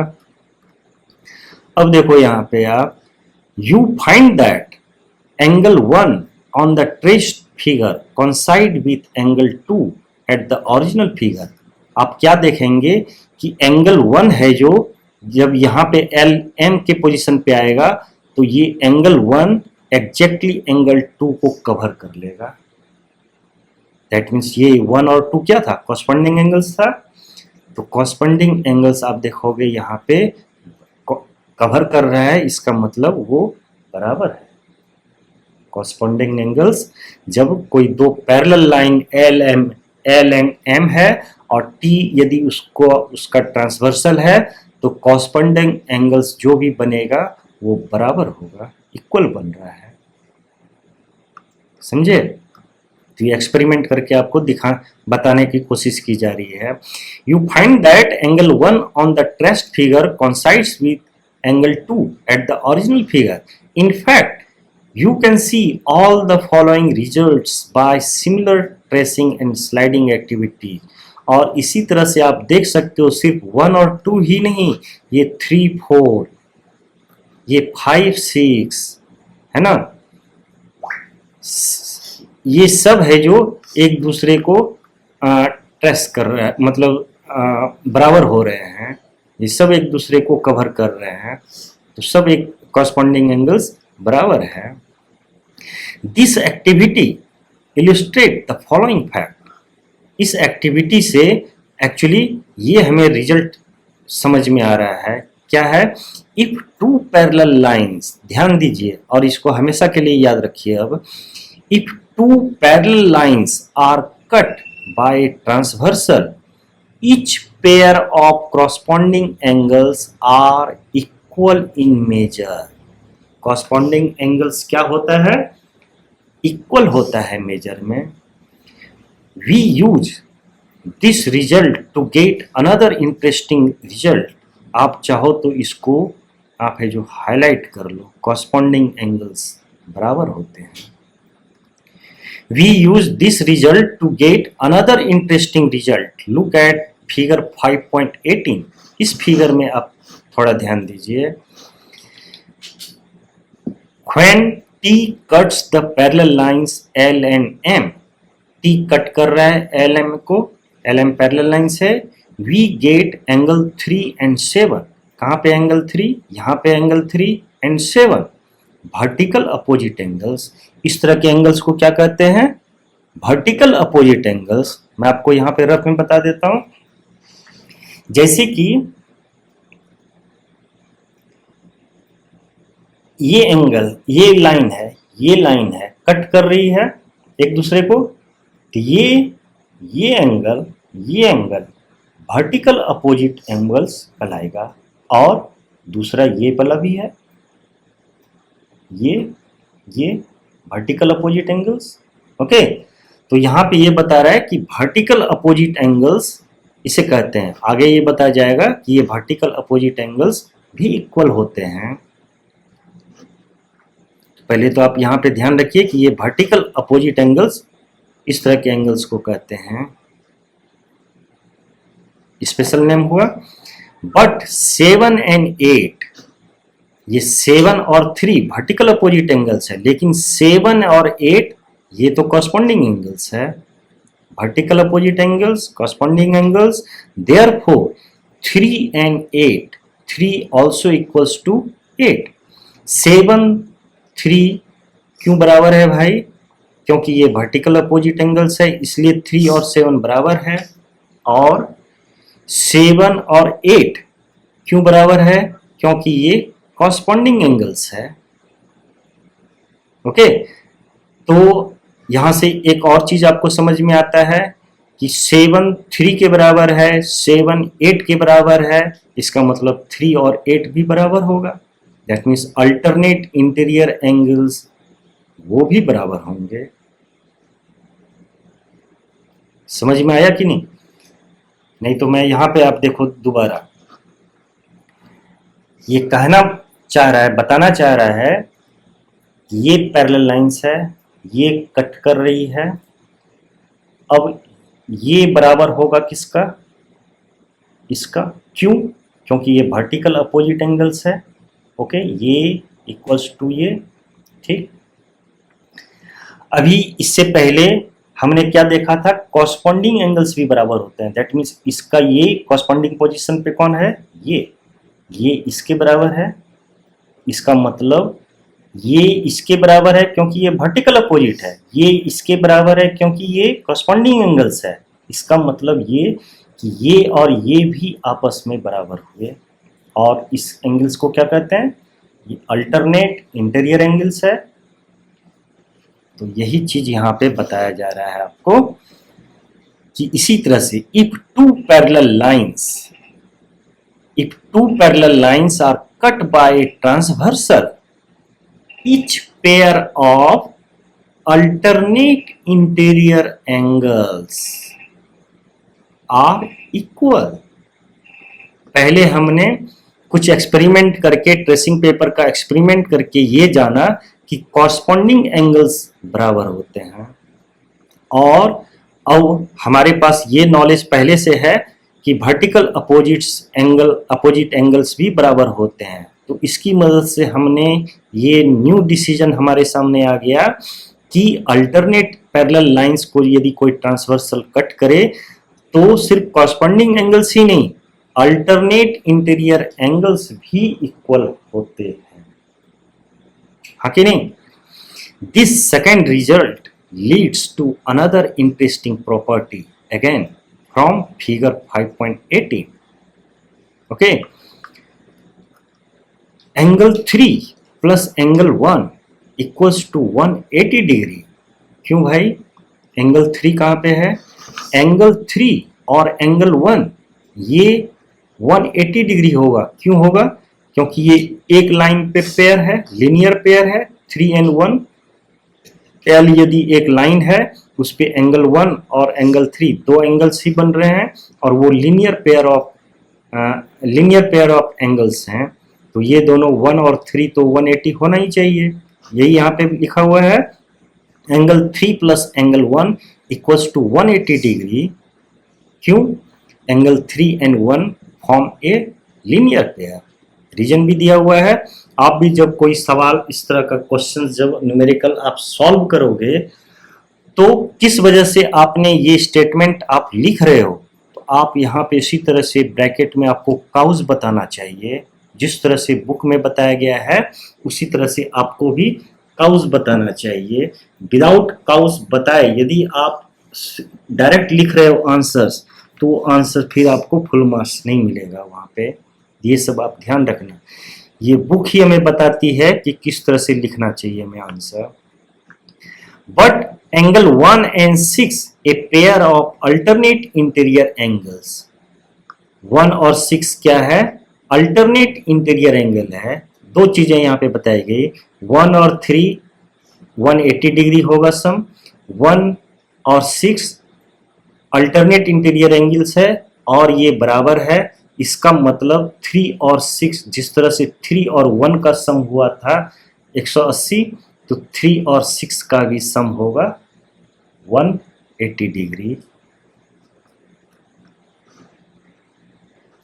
But 1 equals to 6, a pair of alternating interior angles. Therefore, we can say that angle 3 plus angle 6 बराबर 180 डिग्री। उसी तरह से दैट मीन्स कि ये जो same side interior angles on same side, ये दोनों का सम क्या होगा? 180 डिग्री होगा। उसी तरह से 1 और 8 का सम क्या होगा? 180 डिग्री होगा। लेकिन ये सब सारे प्रॉपर्टीज तब वैलिड हैं जब L और M पैरेलल है। यदि पैरेलल है नहीं है तब नहीं। पैरेलल है तो हमने क्या देखा पहले कि कॉरस्पॉन्डिंग एंगल्स आर इक्वल, पहला। दूसरा हमने देखा कि alternate interior angles are equal, और तीसरा अब हम लोग सीख रहे हैं कि interior angles on the same side 3 and 6, 1 and 8, इसकी बात कर रहा है। ये दोनों का सम 180। क्यों भाई 180? क्योंकि यहाँ पे अभी जस्ट हमने सीखा कि ये 7 और 3 वर्टिकल अपोजिट एंगल बराबर हैं, है कि नहीं? और 7 और 1 ये 180 डिग्री का है। हमने ये देखा कि 3 और 1 लीनियर पेयर ऑफ एंगल्स है, दैट मीन्स 3 और 1 का सम 180। और हमने ये देखा कि 1 और 6 किस तरह से अल्टरनेट इंटीरियर एंगल्स है जो बराबर है। तो 3 और 6 corresponding angles, sorry interior angles on the same side of transversal 3 and 6, वो दोनों का सम भी 180 होगा। तो यही चीज यहाँ पे बताया गया है।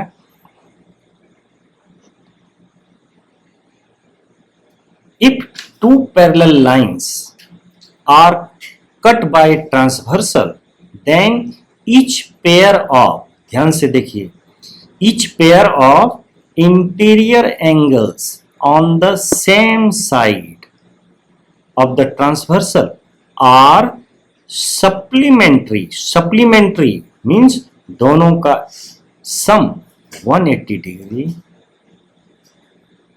ठीक, you can very easily remember these results if you can look for relevant shapes. The F shape stand for corresponding angles. यहाँ पे देखिए ट्रिक बता रहा है आपको कि F shape, यदि F जैसी आकृति आपको दिख जाए तो आप समझ लो कि वो corresponding angles है। यहाँ पे देखो, जैसे ये इस एंगल की बात कर रहा है तो देखो इस तरह से एफ जैसी आकृति मिल रही है। यहाँ पे भी देखो एफ है, टर्न हो गया, थोड़ा एफ घूम गया। यहाँ पे भी देखो एफ है, उल्टा है, थोड़ा मिरर जैसा एफ दिख रहा है, कॉरस्पॉन्डिंग एंगल्स है। The Z shape stand for alternate angles. Z जैसी आकृति यदि बने तो आप समझ जाओ ये अल्टरनेट इंटीरियर एंगल है, अल्टरनेट एंगल्स है जेड से। तो यहाँ पे आप इसको बेटर है कि मार्क ही करो, F shape stand for corresponding angles, Z shape stand for alternate angles. Okay, ये आपको सिर्फ समझाने के लिए ये है, माइंड में आपके माइंड में ये बने बात, इस बात के लिए सिर्फ है। Do this, draw a pair of parallel lines and a transversal. Verify the above three statement by actually measuring the angles. तब आपको क्या करना है कि दो पैरेलल लाइंस आप ड्रॉ करो और एक ट्रांसवर्सल उस पे डालो और ये जो एंगल्स था इनका आप मेजरमेंट खुद से लो और चेक करो क्या ये बातें सही है कि कॉरस्पॉन्डिंग एंगल्स बराबर हो रहे हैं, क्या अल्टरनेट इंटीरियर एंगल्स बराबर हो रहे हैं, या फिर interior angles on the same side क्या वो दोनों का सम 180 हो रहा है। तो ये आप चाहो तो वेरीफाई कर सकते हो।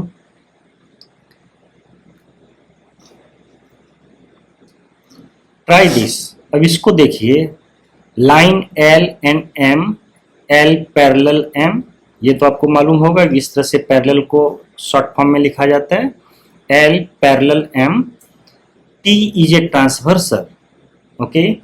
X फाइंड आउट करना है कि X कितना होगा, तो ये 60 है दिया हुआ गिवन, और X पता करना है। तो आपने अभी जस्ट सीखा कि 60 ये एंगल और ये X दोनों इंटीरियर एंगल्स हैं, और क्या है अल्टरनेट साइड पे है, सेम साइड में नहीं है, अल्टरनेट साइड में है। और ये आप जान रहे हो कि alternate interior angles are equal, तो यदि ये 60 है तो x भी 60 होगा। इस केस में आप y पता करो, सिंपल है, आप पता करो, इस सबको आप ट्राई करो, क्योंकि यदि मैं बता दूंगा तो आपका ब्रेन डेवलप नहीं होगा, आप खुद से ट्राई करोगे तो आपका ब्रेन ये सारी चीजों को कैच करने लगेगा। अब आगे देखिए, चेकिंग फॉर पैरेलल लाइंस, कि पैरेलल लाइंस कैसे पता करेंगे, चेक करेंगे। जैसे फॉर एग्जांपल मैं यदि बोलूं कि मैंने ये लाइन और ये लाइन डाला है, क्या गारंटी है कि ये 100% पैरेलल है? आप बोलोगे कि पैरेलल दिख रहा है इसलिए पैरेलल है, हो सकता है ये यदि मैं एक्सटेंड करूं बहुत ज़्यादा दूर तो हो सकता है ये इस तरह से इंटरसेक्ट करे। ये शॉर्ट छोटा सा टुकड़ा लेते हैं तो ये पैरेलल जैसा दिखता है, लेकिन माइट भी पॉसिबल कि ये पैरेलल ना हो। तो एक्यूरेसी के साथ हम कैसे बता सकते हैं कि कोई भी लाइन पैरेलल है, 100% पैरेलल है, एक्सटेंड करने पे वो एक दूसरे को कट कहीं भी नहीं करेगी, क्योंकि यदि बड़ी लाइन हम डालते हैं तो ये एक दूसरे को कट कर सकती है या नहीं कर सकती है साफ दिख जाएगा। जैसे यदि स्लाइड थोड़ा सा बेंट हो तो दिख जाएगा, लेकिन छोटा सा पोजीशन, इतना सा पोजीशन ही हम ड्रॉ करें, इतना सा पोजीशन ही मैं ड्रॉ कर रहा हूँ, तो हमें समझ में नहीं आएगा फिर कि पैरेलल है या नहीं। तो सवाल आता है कि कैसे चेक करेंगे कि ये पैरेलल लाइंस है। देखते हैं यहाँ पे, if two lines are parallel then you know that a transversal gives rise to pair of equal corresponding angles। अभी जस्ट हमने सीखा कि जब यदि पैरेलल होगा और उस पे हम ट्रांसवर्सल एक डाल दें और कॉरस्पॉन्डिंग एंगल्स जो बन रहा है यदि वो इक्वल है तो हम कह सकते हैं कि वो दोनों लाइन पैरेलल्स है। इक्वल अल्टरनेट इंटीरियर एंगल्स यदि बन रहा है तो हम कह सकते हैं कि वो पैरेलल लाइंस है। यदि नहीं बन रहा है तो नहीं। यहाँ पे यदि मैं देखूं, यदि मैं ये लाइन है, मुझे नहीं पता ये पैरेलल है या नहीं, मैं इस पे एक ट्रांसवर्सल डाल दिया और हमें पता चला कि ये 59 डिग्री है और ये 60 डिग्री है। अरे भाई, यहाँ पे तो 1 डिग्री का डिफरेंस आ गया, ये 59 ही है और ये 60 है, दैट मीन्स ये पैरेलल नहीं है, क्योंकि दिखने में तो हमें समझ में नहीं आएगा। ये 60 लग रहा होगा कि दोनों 60 ही हो, जबकि 1 डिग्री का डिफरेंस है, तो ये पैरेलल नहीं है। कॉरस्पॉन्डिंग एंगल्स, या फिर आप इसके साथ भी मेजर कर सकते हो। देखो ये और ये यदि 59 हो तो पैरेलल होंगे, यदि ये मेजर कुछ और है दैट मीन्स पैरेलल नहीं है, क्योंकि हम तो अभी जस्ट हमने पढ़ा कि यदि पैरेलल लाइंस को एक ट्रांसवर्सल यदि इंटरसेक्ट करती है तो अल्टरनेट इंटीरियर एंगल्स बराबर होनी चाहिए, कॉरस्पॉन्डिंग एंगल्स बराबर होनी चाहिए। तो यहाँ पे भी सेम हम अप्लाई करेंगे। अब यदि इस तरह का हमें मिल रहा है तो कह सकेंगे कि ये पैरेलल है, नहीं मिल रहा होगा तो कहेंगे पैरेलल लाइन नहीं है। या फिर आप चाहो तो ये भी मेजर कर सकते हो, interior angles on the same side, ये दोनों का सम देखो, यदि 180 हो रहा है तो पैरेलल लाइन कहेंगे, यदि सम उसका 180 नहीं हो रहा है तो कहेंगे नहीं है। यहाँ पे देखिए, if two lines are parallel then you know that a transversal gives rise to pair of equal corresponding angles, equal alternate interior angles and interior angles on the same side of the transversal being supplementary।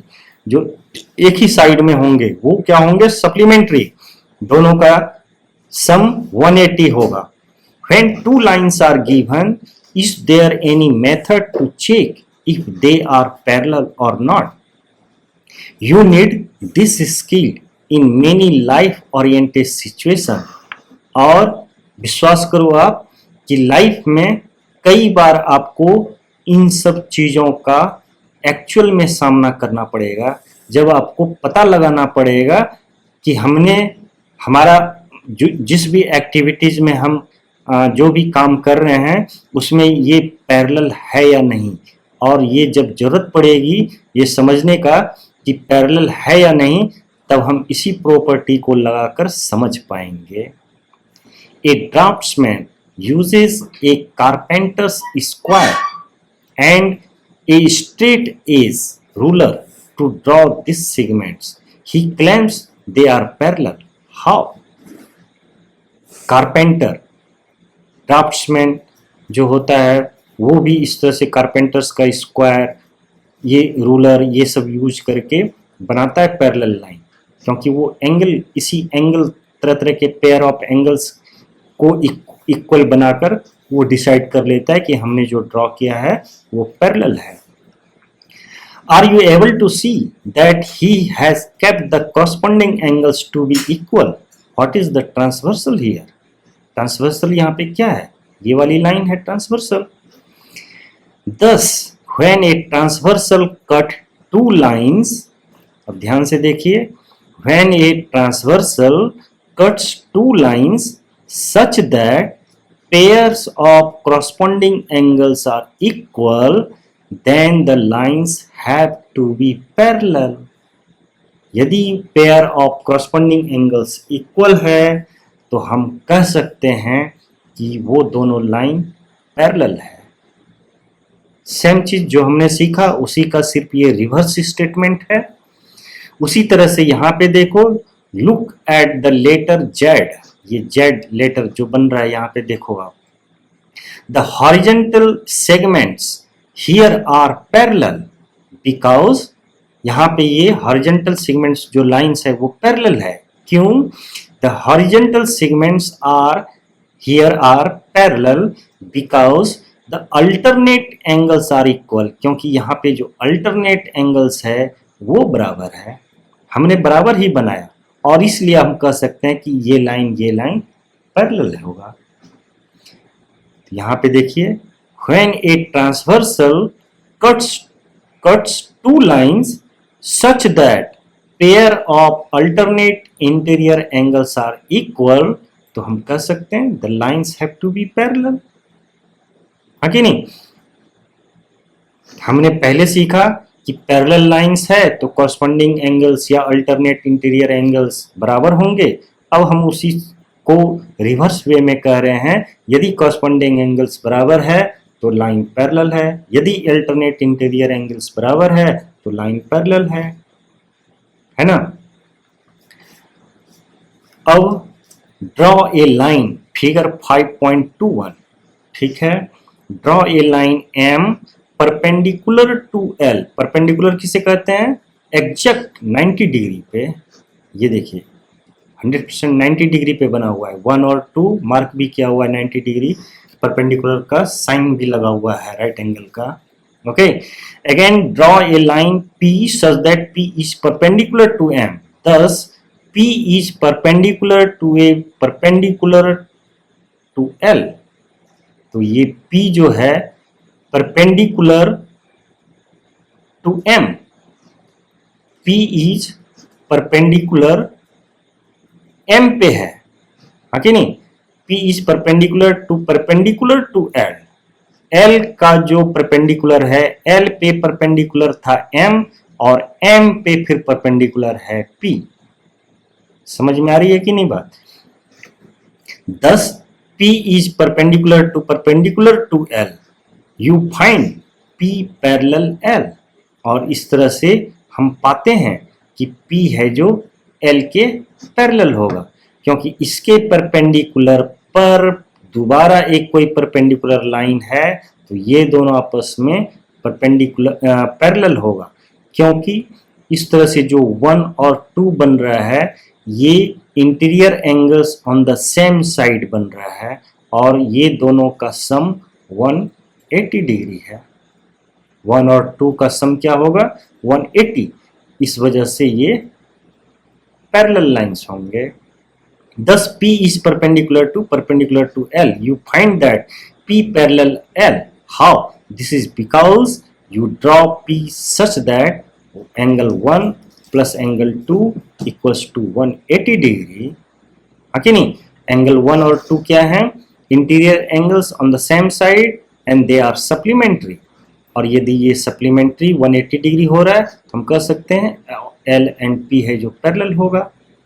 तो यहाँ पे देखिए result क्या लिखा हुआ है, when a transversal cuts two lines such that pairs of interior angles on the same side of the transversal are supplementary, जो एक ही साइड में इंटीरियर एंगल्स है वो यदि सप्लीमेंट्री है तो हम कह सकते हैं the lines have to be parallel, वो दोनों लाइंस पैरेलल होंगे। तो ये 3 बातें हैं जिससे हम कह सकते हैं कि कोई भी दो लाइन पैरेलल है या नहीं। या तो सेम साइड के, पहला हमने देखा या तो कॉरस्पॉन्डिंग एंगल्स बराबर हो तो हम कह सकते हैं, या फिर हमने देखा कि अल्टरनेट इंटीरियर एंगल्स बराबर हो तो हम कह सकते हैं कि पैरेलल लाइंस हैं, या फिर तीसरा कि यदि interior angles on the same side यदि ये सप्लीमेंट्री हो तो हम कह सकते हैं कि given two lines are parallel. समझ में आ गया आपको? Try this. अब ये आप ट्राई कीजिए, 50-50 है। ये देखिए अल्टरनेट इंटीरियर एंगल्स बराबर है, हाँ भाई पक्का 100% एल एंड एम पैरेलल होंगे। अल्टरनेट इंटीरियर एंगल्स बराबर हो रहा है। ये भाई 50 और ये 30, तो ये 30, तो इसका वर्टिकल अपोजिट ये देखो, ये क्या होगा, ये भी 130, ये 130, ये 130। अब यहाँ पे देखो ये 130, corresponding angles on the same side 130, 50, दोनों को आप जोड़ सम करो 180। वाह, ये सप्लीमेंट्री है तो इसका मतलब ये पैरेलल है। उसी तरह से आप इसमें फाइंड आउट करो, फिर एक्सरसाइज आप बनाओ। जरूरत पड़ेगा तो एक्सरसाइज के लिए हम स्पेशल सेशन करेंगे, वीडियोस बनाएंगे। पहले आप खुद से ट्राई करो इसको सॉल्व करने का। यदि हम बता देंगे तो आप फिर स्ट्रांग नहीं हो पाओगे। और इस तरह से ये हमारा चैप्टर यहाँ पर समाप्त होता है। तो एक बार देख लेते हैं सरसरी निगाह से कि हमने अभी तक क्या पढ़ा। तो हमने लाइंस एंड एंगल्स पढ़ा। ओके, हमने यहाँ पे ये समझने की कोशिश की कि लाइन सेगमेंट और रे, यहाँ पे 3 बातें थी। लाइन सेगमेंट में किस तरह से 2 एंड पॉइंट्स होता है, लाइन में कोई भी एंड पॉइंट नहीं है, और रे में 1 एंड पॉइंट है। उस एंड पॉइंट को हम स्टार्टिंग पॉइंट भी कह सकते हैं। ओके, ये हमने देखा। और हमने ये भी देखा किस तरह से हम उसका नोटेशन करते हैं, सिंबल किस तरह से डालते हैं। और फिर angles is formed when lines और लाइन सेगमेंट मीट। कोई भी 2 लाइन या लाइन सेगमेंट जब आपस में मिलते हैं तो एंगल बनता है। और फिर एंगल को इस तरह से रिप्रेजेंट किया जाता है, एंगल ABC, बी यानी कि सेंटर पे है। शॉर्टकट में एंगल बी भी कर सकते हैं, अदरवाइज आप पूरी तरह से एंगल ABC, या फिर आप रिवर्स वे में भी कर सकते हो एंगल CBA। लेकिन जिसको आप मार्क कर रहे हो वो हमेशा सेंटर पे बीच में होना चाहिए। मेजर ऑफ एन एंगल को आप M लिखकर इस तरह से भी आप बता सकते हो। हमने कंप्लीमेंट्री एंगल्स पढ़ा कि कंप्लीमेंट्री एंगल्स, किसी भी 2 एंगल्स को कंप्लीमेंट्री तब कहते हैं जब दोनों का सम 90 डिग्री हो। फर्दर हमने सप्लीमेंट्री पढ़ा, सप्लीमेंट्री जब दोनों का सम है जो 180 डिग्री हो तो उसे सप्लीमेंट्री एंगल्स कहते हैं। और फिर हमने इंटरसेक्टिंग लाइंस पढ़ा कि किस तरह से यदि 2 लाइन एक दूसरे को किसी पॉइंट पे कट करती है तो उसे इंटरसेक्टिंग लाइंस कहते हैं। और जिस पॉइंट पे वो कॉमन पॉइंट हो गया दोनों लाइन का, तो उस पॉइंट को जहां पर वो इंटरसेक्ट करती है उसे पॉइंट ऑफ इंटरसेक्शन कहते हैं। और हमने ये देखा ट्रांसवर्सल किसे कहते हैं, बहुत ही इंपॉर्टेंट था ये, कि 2 कोई लाइन हो और उसे एक तीसरी लाइन कट करे, लेकिन दोनों लाइन को अलग अलग एट डिस्टिंक्ट पॉइंट्स पे, तो हम उसे ट्रांसवर्सल लाइन करेंगे उस तीसरी लाइन को। जैसे यहाँ पे 2 लाइन पहले से LM एंड M है, अब एक तीसरी लाइन P इंटरसेक्ट कर रही है L को एक डिस्टिंक्ट पॉइंट पे, M को एक डिस्टिंक्ट पॉइंट पे, कॉमन पॉइंट नहीं है। इस केस में देखो कॉमन पॉइंट है तो इसे नहीं कहेंगे, यहाँ पे हम P को ट्रांसवर्सल नहीं कहेंगे। लेकिन इस केस में चूंकि दोनों को अलग अलग डिस्टिंक्ट पॉइंट्स पे इंटरसेक्ट कर रही है, इसलिए हम इसे P को ट्रांसवर्सल कहेंगे। ये हमने देखा। फिर हमने देखा कि किस तरह से जब ये ट्रांसवर्सल आता है तो यहाँ पे 8 तरह के एंगल्स का डिफरेंट होता है, और किस तरह से ये पेयर्स में नॉर्मली होते हैं, और उनका स्पेशल नेम्स था। क्या स्पेशल नेम्स था? इंटीरियर एंगल्स, फिर exterior angles, corresponding angles, alternate interior angles, alternate exterior angles, interior angles on the same side, of the transversal, इस तरह का कुछ स्पेशल नेम हमने समझा। फिर हमने ये भी देखा कि कॉरस्पॉन्डिंग एंगल्स में किस तरह से डिफरेंट वर्टिसेस होता है, are on the same side of transversal, are in corresponding position.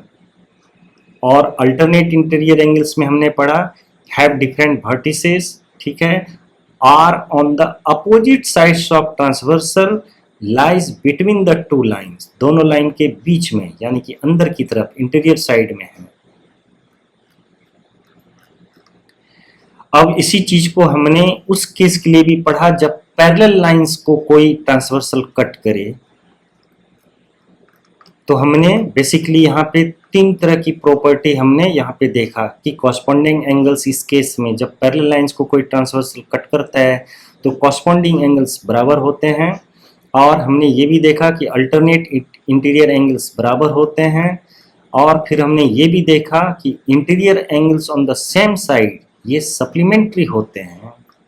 हमने यहाँ पे ये भी पढ़ा कि एफ शेप किस तरह से आपको रिमाइंड कराता है कि कॉरस्पॉन्डिंग एंगल्स है वो, जेड शेप किस तरह से आपको रिमाइंड कराता है कि ये अल्टरनेट एंगल्स है। आपको ढूंढने में एंगल्स, अल्टरनेट एंगल्स ढूंढने में जेड शेप हेल्प करता है, कॉरस्पॉन्डिंग एंगल्स को ढूंढने में एफ शेप हेल्प करता है। और फिर हमने लास्ट में जो अभी जस्ट प्रॉपर्टीज सीखी उसी की मदद से हम कैसे कह सकते हैं कि कोई भी दो लाइन पैरेलल है या नहीं। तो तीन प्रॉपर्टी हमने देखा, उसी तीन प्रॉपर्टी की मदद से हम कह सकते हैं कि ये पैरेलल है या नहीं। ये हमने पढ़ा और इस तरह से हमारा ये चैप्टर खत्म होता है। तो इस तरह से ये चैप्टर खत्म होता है। मुझे आशा है कि आपको ज़रूर पसंद आया होगा, और यदि आपने पसंद किया तो वीडियो क्लास को लाइक करें, और अभी तक आपने यदि सब्सक्राइब नहीं किया है तो सब्सक्राइब भी करें। और यदि आप समझते हैं कि आपके किसी फ्रेंड सर्कल को भी ये पसंद आएगा, उसे भी हेल्प मिल सकती है, तो ज़रूर उन्हें भी बताएं, शेयर करें, उनके व्हाट्सएप पे शेयर करें, सो दैट कि आपके फ्रेंड सर्कल भी इससे लाभ ले सके। और मैं ऐसा समझता हूँ कि आप जितना अपनी ज्ञान एक दूसरे से बांटेंगे, आपका मेंटल पावर उतना ही ग्रो होगा, आप उतना ही ज़्यादा स्ट्रांग बनेंगे। किसी भी चीज़ को बार बार जितनी बार आप पढ़ोगे, हर बार आपको कुछ ना कुछ नई चीज़ सीखने को मिलेगी। तो फर्स्ट राउंड में आप तो बुक से पढ़ते हैं, लेकिन second round, third round, fourth round आप तब पढ़ाई करते हैं जब आप अपने फ्रेंड्स के साथ इसी मैटर पे डिस्कस करते हैं, उनकी हेल्प करने की कोशिश करते हैं, तो आप फिर और ज़्यादा स्ट्रांग हो जाते हैं इस सब्जेक्ट मैटर पे। तो ज़रूर शेयर करें, अपने फ्रेंड सर्कल में ज़रूर शेयर करें और बताएं कि यहाँ से किस तरह से आप समझ सकते हो इस चैप्टर को। और भी चैप्टर्स हैं, और भी नए नए चैप्टर्स आएंगे। कुछ चैप्टर्स ऐसे भी हैं जो हमने ऑलरेडी कवर कर लिया है, लेकिन आपने अभी तक शायद ना पढ़ा हो, या उनको पढ़ने में अभी भी कमी कुछ महसूस होती हो। आप चाहें तो वो उन सारे वीडियोस को भी आप देख सकते हैं। धन्यवाद।